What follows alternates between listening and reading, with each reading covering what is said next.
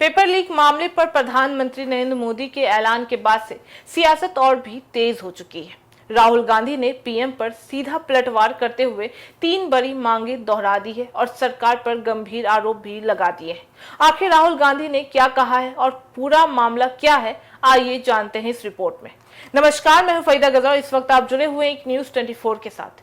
देखिए, देश भर में नीट पेपर लीक और छात्रों के आंदोलन के बीच प्रधानमंत्री नरेंद्र मोदी द्वारा फास्ट ट्रैक कोर्ट बनाने की घोषणा के बाद से राजनीतिक बयानबाजी और भी तेज हो चुकी है। प्रधानमंत्री के बयान पर प्रतिक्रिया देते हुए लोकसभा में नेता प्रतिपक्ष और कांग्रेस सांसद राहुल गांधी ने सोशल मीडिया प्लेटफॉर्म यानी एक्स पर सरकार पर तीखा हमला भी बोल दिया है।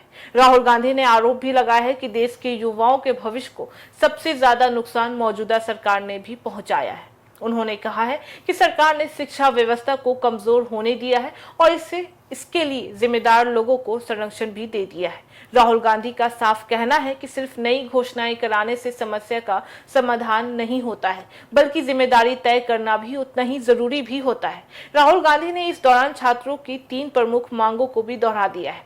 पहली मांग कि केंद्रीय शिक्षा मंत्री धर्मेंद्र प्रधान को पद से हटाया जाए और दूसरी, छात्रों को सार्वजनिक रूप से माफी भी मांगी जाए और तीसरी, प्रदर्शन कर रहे छात्रों के खिलाफ हिंसा या बल प्रयोग करने वालों पर कार्रवाई भी की जाए।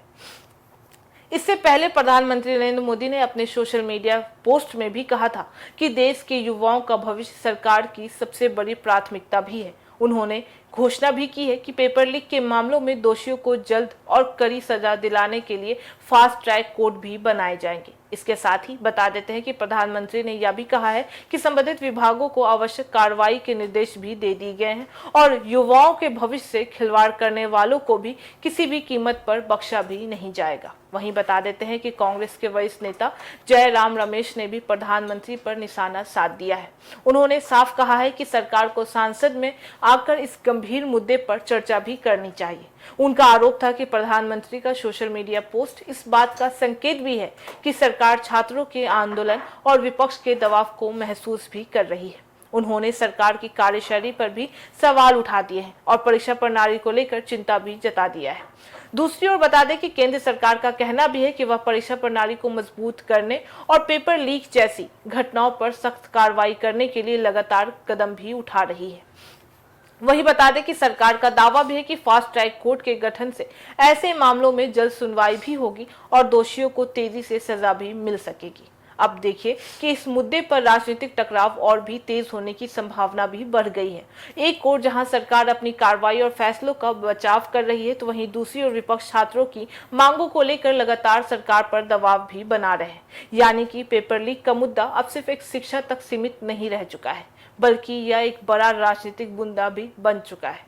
अब देखना काफी दिलचस्प होगा कि सरकार और विपक्ष के बीच इस विवाद का आगे क्या रुख रहता है और छात्रों की मांगों पर क्या फैसला भी सामने आता है। आपकी राय क्या है कि पेपर लीक जैसे मामलों को रोकने के लिए सबसे प्रभावी कदम क्या हो सकता है? अपनी राय हमें कमेंट में जरूर लिखिएगा। तो फिलहाल इस खबर में बस इतना ही। बाकी ऐसी तमाम खबरों के लिए देखते रहिए न्यूज 24। हर खबर सबसे पहले, सबसे सटीक। वीडियो को लाइक करें, शेयर करें और चैनल को सब्सक्राइब